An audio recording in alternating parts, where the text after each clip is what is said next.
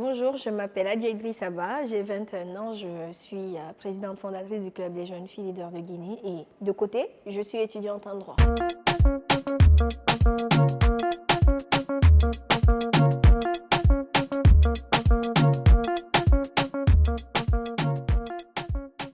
C'est une enfance ordinaire que j'ai eue, voilà, et je suis née dans une famille quasi une grande famille conservatrice. Mon père, il est polygame, il a 2 femmes et je suis l'aînée de 10 enfants. J'ai fait mes études primaires, le collège et le lycée à Saint-Georges, où j'ai appris beaucoup de choses. J'ai appris à me battre au sein de mon établissement.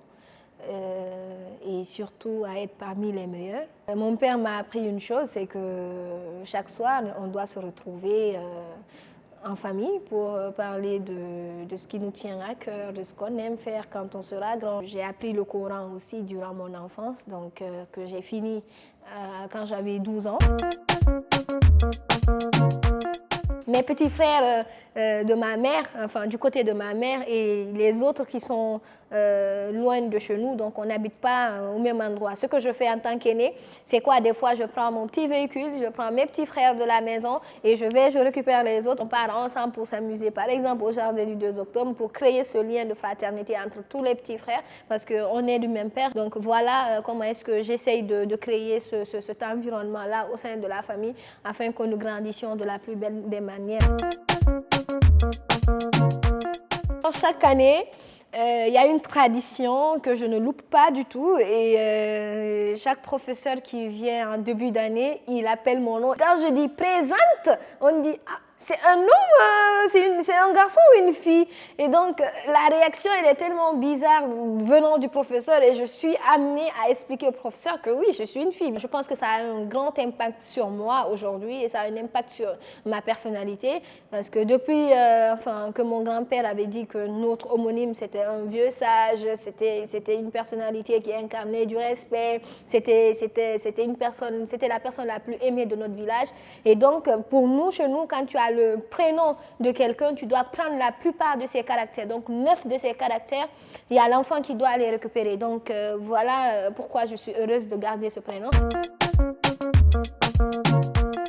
J'avais 15 ans. Je me souviens, c'était quand j'étais au Parlement des enfants, on était à Kaloum.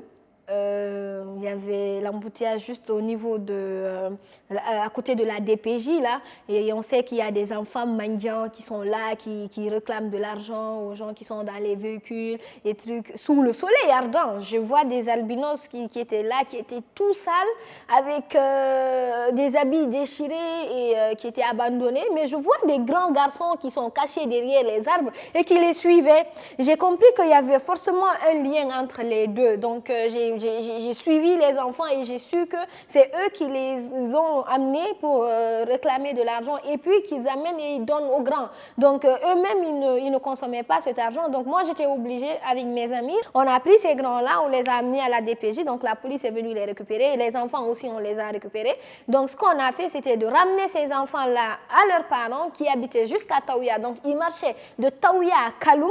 On a convoqué les parents des enfants. On a aussi convoqué les parents de ces messieurs qui faisaient ce travail et on les a menacés et on les a mis en garde à vue et finalement ils n'ont pas forcément compris le message parce qu'on a retrouvé les enfants encore dans la rue parce qu'il n'y a pas de solution concrète pour protéger ces enfants-là.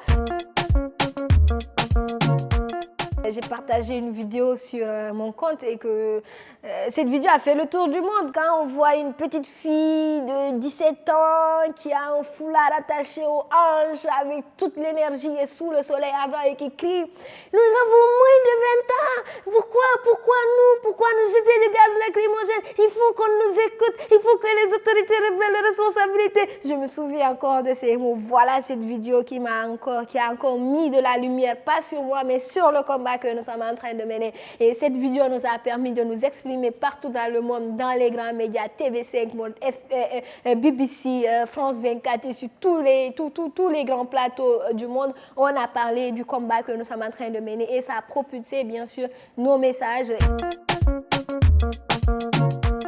Mon indignation par rapport à la condition des femmes est partie du point de vue de mon entourage et dans la famille, mais aussi dans le quartier ou ailleurs, parce que nous sommes tous conscients d'une chose, dans nos familles, nous vivons beaucoup d'inégalités et nous voyons nos tantes, nos mères qui souffrent dans leur foyer, qui sont battues, qui sont violentées, mais qui n'ont aucun mot à dire, ou encore les petites filles, nos cousines, nos sœurs qui sont mariées à l'âge de 14 ans, 15 ans, et ces filles-là, aujourd'hui, elles ont perdu tout ce qu'elles envisageaient faire quand elles étaient plus jeunes. Dans ma famille, par exemple, j'ai eu des sœurs qui se sont mariées très jeunes et finalement, elles ont divorcé. Elles avaient des enfants, donc elles se sont retrouvées encore dans un foyer polygame. Donc, ce n'était pas forcément leur choix au début. C'est un rêve brisé, c'est une vie brisée. Quand on fait une comparaison avec les autres filles des autres États qui ont compris la place de la femme dans leur État, on pense qu'on mérite mieux, on pense que la femme mérite mieux et donc il faut s'indigner, il faut parler, il faut dénoncer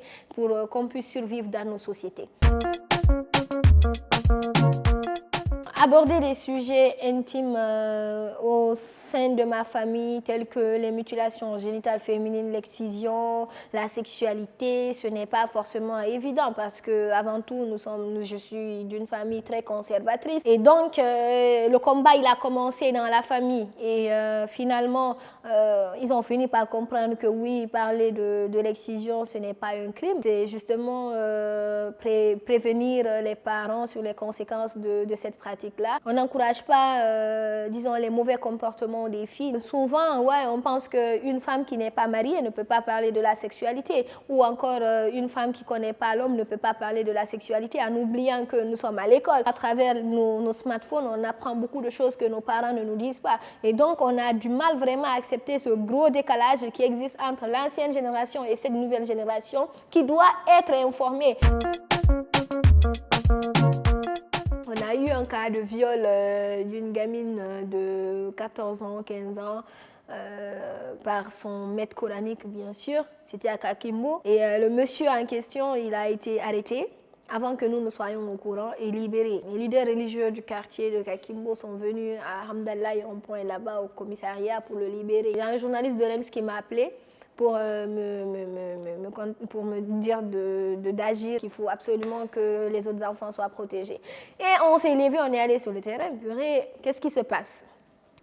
Le monsieur, il est déjà chez lui, il vit bien, et on est allé à Matam pour que la police nous accompagne. Il n'y a pas de véhicule. Ok, un. Deuxièmement, ils n'ont pas forcément trop la motivation parce qu'ils savent qu'on est une ONG, il faut forcément agir parce que sinon les médias vont en parler. Et donc, j'ai contacté les médias, la RTG, ils sont venus, Espace aussi est venu. Et donc, pour ça, ça a été une pression pour eux. On a emprunté taxi-moto, on est allé sur le terrain. Et le maître coranique là, c'était le maître coranique presque de tous les jeunes du quartier. Et donc, comme ils ont su qu'on était venu vraiment le prendre, lui, les jeunes ont refusé de nous montrer la maison et on a failli nous faire caillasser par les jeunes de Kakimbo. Les leaders religieux nous ont regroupés, ils m'ont pris, moi, à ma tête, ils m'ont amené dans une salle climatisée, du genre, ok, on va régler les choses entre nous ici. On a dit, Idrissa, dites-nous, on vous donne combien pour qu'on puisse lâcher l'affaire, est-ce que vous êtes prête? J'ai dit, écoutez-moi, mon père m'a donné mon transport, j'ai bien mangé encore à la maison avant de sortir. Donc ici, ce qu'on va faire, vous pouvez garder vos chapelets. Si vous savez que vous avez raison, on va aller au commissariat, vous allez vous expliquer là-bas. Ou sinon, et vous et eux, vous aurez des problèmes. Donc, je leur ai dit, et imaginez, c'était des leaders religieux, ils ont leur gros chapelet là, ils ont commencé à tirer ça devant moi comme si moi j'allais avoir peur de ça. Dieu seul sait que moi je connais bien le Coran. Si on doit aller sur la base de la religion, un violeur, il doit être tué sur place. Donc, on est monté sur les motos. Vite fait, on a pris la fuite, on est parti avec le monsieur. La fille en question, on l'a dit de ne pas dire que c'est son maître coranique qui l'a violée. De 8h à 17h, la fille reste niette. Elle dit que elle, c'est pas son maître coranique qui l'a violée. Elle est tombée, qu'elle a fait une crise, que c'est juste ça. Après, vers 18h, elle dit oui, c'est vrai, c'est lui, il m'a touché, il m'a violée, il est tombé sur moi. Mes parents m'ont dit de ne pas dire et aussi que si mon maître coranique me demande pardon et que je refuse de pardonner, je n'entrerai pas au paradis. Donc c'est pourquoi je ne vous ai pas dit la vérité. Puis j'étais dépassée. Elle allait aussi dire la même chose devant le tribunal. J'ai vu le jour-là les leaders religieux C'est-à-dire parce que c'était une grande personnalité reconnue quand même dans son domaine-là. Et les religieux sont venus, ils nous ont insultés. Les femmes là, les femmes religieuses là, qui avaient des hijabs, ils nous ont insultés, ils nous ont traités de filles prostituées, de filles qui voulaient salir la religion musulmane. Ils ont maudit en fait, parce que c'était un vendredi.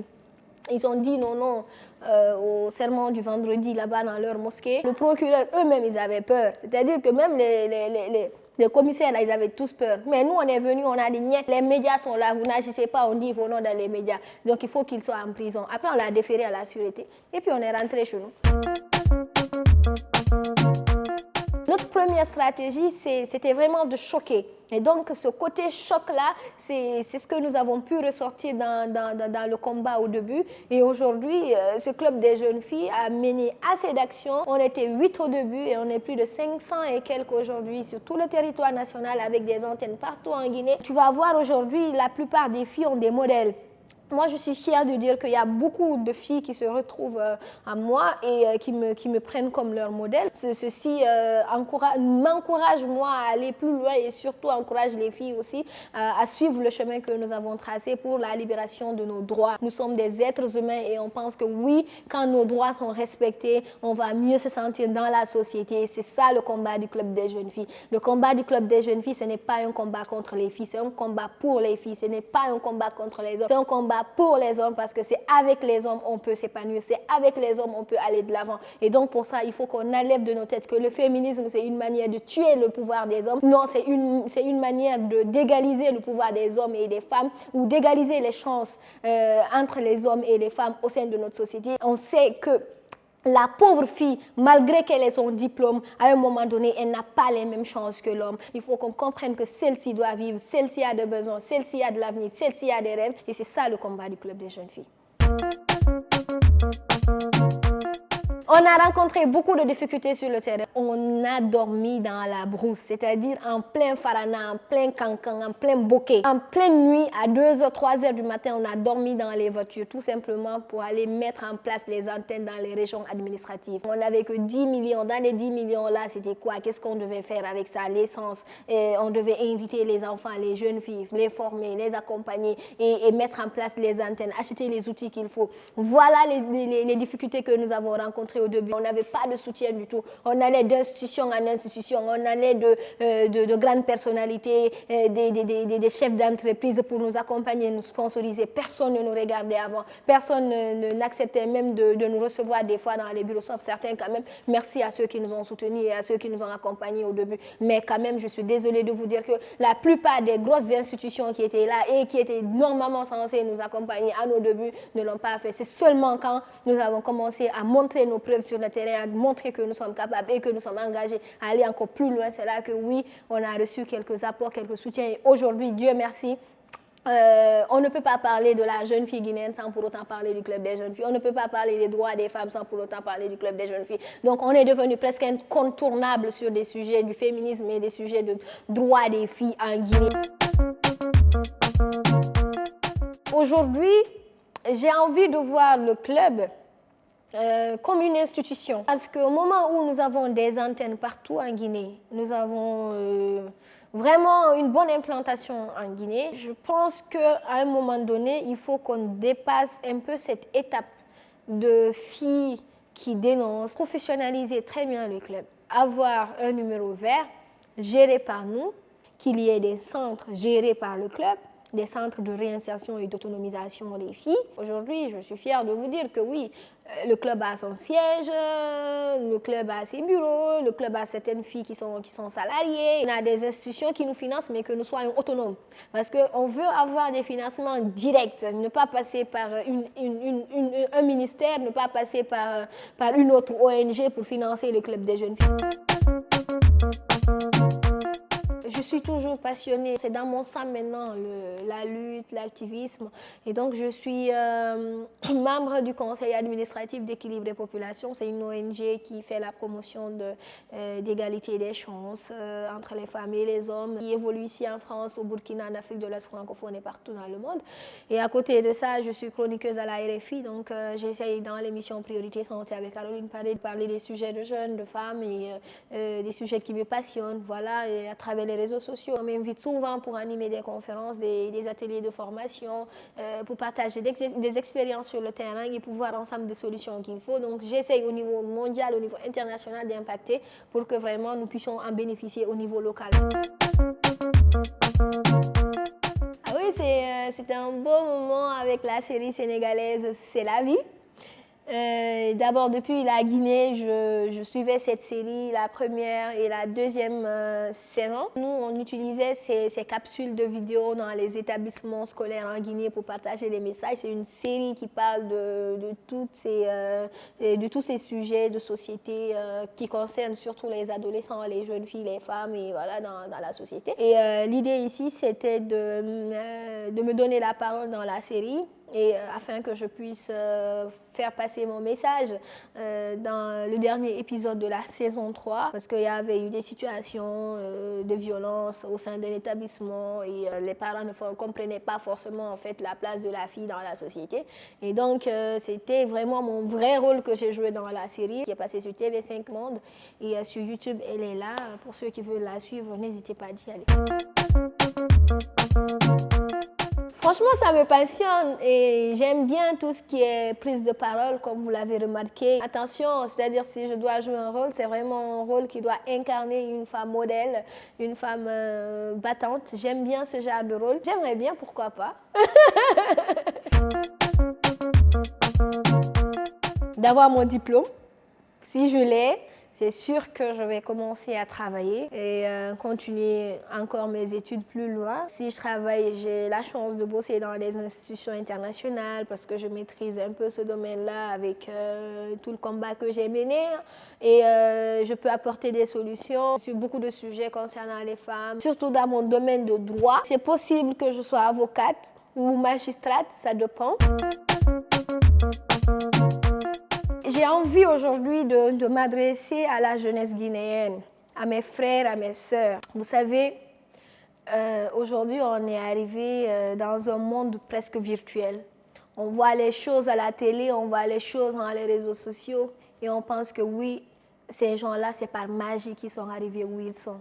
Non, je suis désolée, c'est par le travail. Donc pour ça, moi, je vais appeler les jeunes à se conscientiser davantage, envisager des projets, travailler dur, foncez, éduquez-vous, travaillez, ayez vos diplômes. C'est possible que vous arriviez.